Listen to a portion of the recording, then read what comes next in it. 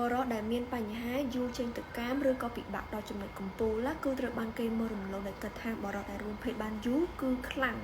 តែផ្ទុយទៅវិញវាក៏ជាបញ្ហាចម្បងនៅក្នុងជីវិតផ្លូវភេទរបស់បរោះមួយចំនួនដែរភាសាអង់គ្លេសគេហៅថា delay ejaculation disorder ខ្ញុំនឹងណែនាំពីវិធីបឋមដែលបរោះគាត់អាចយកទៅអនុវត្តមុននឹងគាត់សម្រេចចិត្តទៅជួបពេទ្យឯកទេសសួស្តីចា៎ខ្ញុំអេលីដើម្បីដោះស្រាយបញ្ហាយើងត្រូវដឹងពីប្រភពនៃបញ្ហាជាមុនសិនអញ្ចឹងបញ្ហាពិបាកដល់ចំណុចកំពូលរបស់បរោះគឺកើតចេញពី2កត្តាគឺកត្តារាងកាយហើយនិងកត្តាផ្លូវចិត្តកត្តារាងកាយចំណុចទី1ដោយសារតែបរោះហ្នឹងគឺគាត់អត់មានសុខភាពល្អ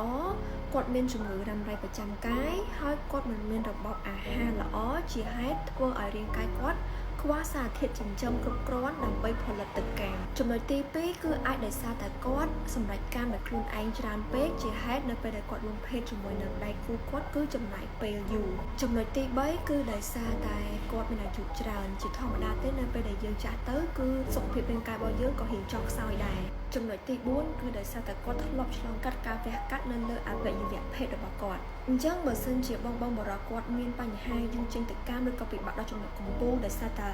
កត្តារាងកាយរបស់គាត់ហ្នឹងណាធីបទី1គឺលំហាត់ប្រាណទៀងទាត់សំខាន់មែនតើមិនថាប្រុសមិនថាស្រីទេគឺតម្រូវឲ្យមានសកម្មភាពលំហាត់ប្រាណឲ្យបានទៀងទាត់មួយអាទិត្យ4ដងយ៉ាងហោចណាស់ហើយក្នុងមួយដងត្រូវចំណាយពេល20ទៅ30នាទីដើម្បីហាត់ប្រាណធ្វើអីក៏បានដែរឲ្យតែមានសកម្មភាពនៅលើរាងកាយយើងកុំឲ្យវាស្ពឹកគេហាត់ប្រាណណាមិនមែនត្រឹមតែជួយឲ្យយើងមានសុខភាពផ្លូវភេទល្អទេគឺវាជួយច្រើនមែនតើមកនិយាយទៅវាជួយឲ្យយើងរស់បានយូរអង្វែងហ្មងណាហើយមួយទៀតគឺយើងកាន់តែសង្ហាកាន់តែមានរាងកាយស្អាតគឺមានភាពតាក់ទាញមែនតើធីបទី2គឺការមានរបបអាហារល្អយើងលើច្រើនដងមិនថាបញ្ហាអីក៏ដោយគឺត្រូវការឲ្យយើងមានរបបអាហារល្អទាំងអស់យើងលើច្រើនអញ្ចឹងតែយើងមានធ្វើតាមអត់ការហូបស្អាតផឹកស្អាតណាគឺជួយឲ្យយើងមានសុខភាពល្អហើយរឹងមាំនៅពេលដែលយើងមានសុខភាពល្អចរន្តឈាមរបស់យើងគឺវាមានលំហូរល្អគឺវាហូរទៅដល់លឹងរបស់យើងទៅវារឹងបានល្អអញ្ចឹងណាហើយក៏យើងអាចរួមភេទបានយូរបានលឿនទៅតាមសុខភាពរបស់យើងTip ទី3 pelvis exercise មានន័យថា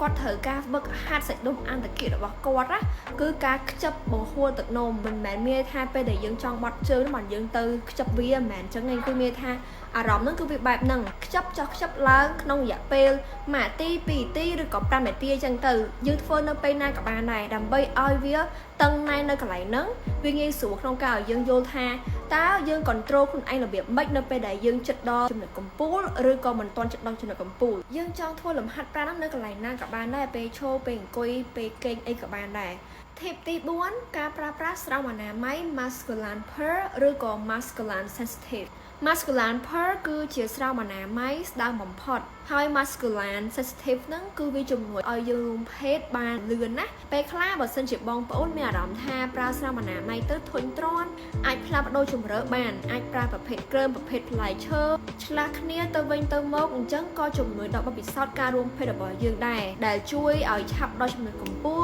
ការពារជំងឺកាមរោគការពារជំងឺអេដនិងការពារការមានផ្ទៃពោះផងដែរ Tip ទី5គឺបងគាត់អាចសាកល្បងជាមួយនឹងការប្រើប្រាស់ឧបករណ៍ជំនួយផ្លូវភេទដែលគាត់អាចរំញ័រទៅលើផ្នែករសោតគាត់ដូចជានៅក្រោយកញ្ចឹងកនៅចុងសដន់នៅគៀនផ្លូវអីជាដើមដែលជំនួយឲ្យគាត់ឆាប់ដល់ចំណុចកំពូលគាត់អាចប្រើប្រាស់ទាំងខាងបរោះហើយនិងខាងស្ត្រី Tip ទី6គឺគួរជៀសវាងការប្រើប្រាស់សារធាតុគីមីណាឬក៏សារធាតុថ្នាំណាដែលធ្វើឲ្យប៉ះពាល់ទៅដល់សុខភាពរបស់យើងដូចជាថ្នាំសម្រាប់អីជាដើមហើយមួយទៀតគឺគួរតែកាត់បន្ថយការផឹកគ្រឿងសង្វឹងហើយនិងការជក់បារីអាកន្លែងសារធាតុថ្នាំហ្នឹងក៏យើងអាចនិយាយទៅលើ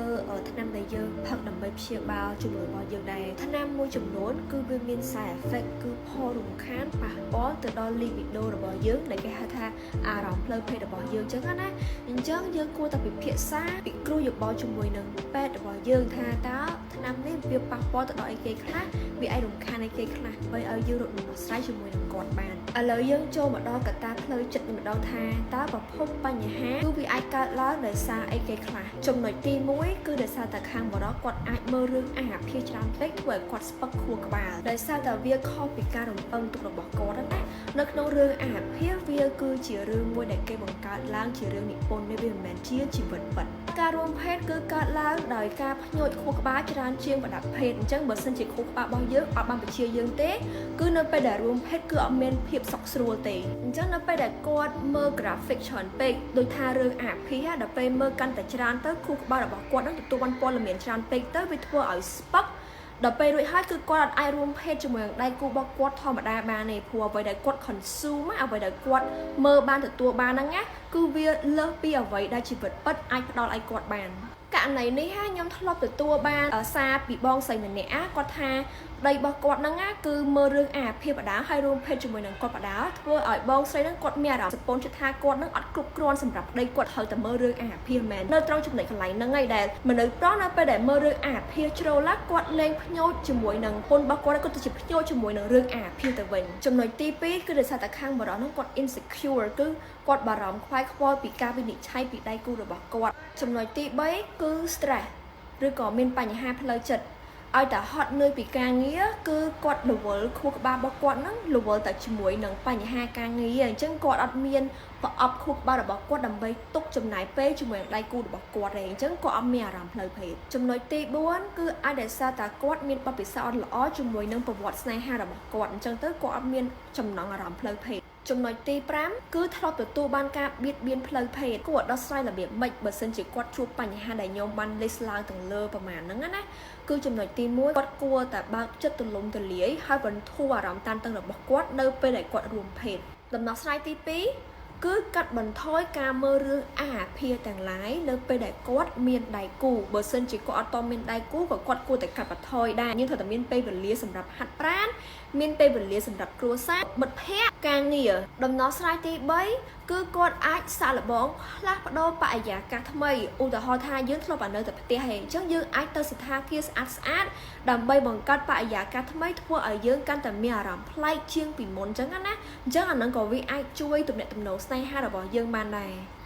ដំណោះស្រាយទី5គឺយើងគួរតែបើកចិត្តពិភាក្សាដោយបើកចំហជាមួយនឹងមនុស្សដែលយើងជឿទុកចិត្តដូចជាដៃគូយើងមិត្តភ័ក្តិយើងឬក៏យើងអាចចូលទៅសមាគមណាក៏បានដែរដែលគេបើកនិយាយអំពីបញ្ហាសុខភាពផ្លូវភេទដែលមានបញ្ហាដូចជាយើងអញ្ចឹងណាជាចុងក្រោយបើសិនជាបញ្ហាយូរចេញទៅកាមឬក៏ពិបាកដល់ចំណុចកំពូលมันអាចកែប្រែបានក្នុងករណីដែលយើងមានជំងឺដែលมันអាចព្យាបាលបានឬក៏កត្តាហ្សែនឬក៏កត្តាអាយុច្រើនណាគឺយើងគួររៀនទទួលស្គាល់ការពិតហើយរៀនរស់នៅជាមួយវានិងរៀនពិភាក្សាផ្លាស់ប្ដូរគំនិតជាមួយដៃគូរបស់យើងដើម្បីឲ្យគាត់កាន់តែយល់ពីយើងជាងមុនខ្ញុំសូមណែនាំបងប្អូនឲ្យប្រើប្រាស់ Mascara ដែលនាំចូលពីប្រទេសអាល្លឺម៉ង់ជាផលិតផលជំនួយផ្លូវភេទមានស្រោមអនាម័យនិងទឹករំអិលដែលបងប្អូនអាចរកជាវទិញបាននៅផ្សារទំនើបធំៗដូចជា Aeon Mall Chipmunk Supermarket និង Lucky Supermarket ឬក៏អាចចូលឆាតទៅ Facebook Page Masculine Cambodia ដើម្បីទិញអនឡាញឬក៏ទៅឱសថស្ថាន Fair World ក៏បានដែរអរគុណច្រើនជម្រាបលាបាយបាយ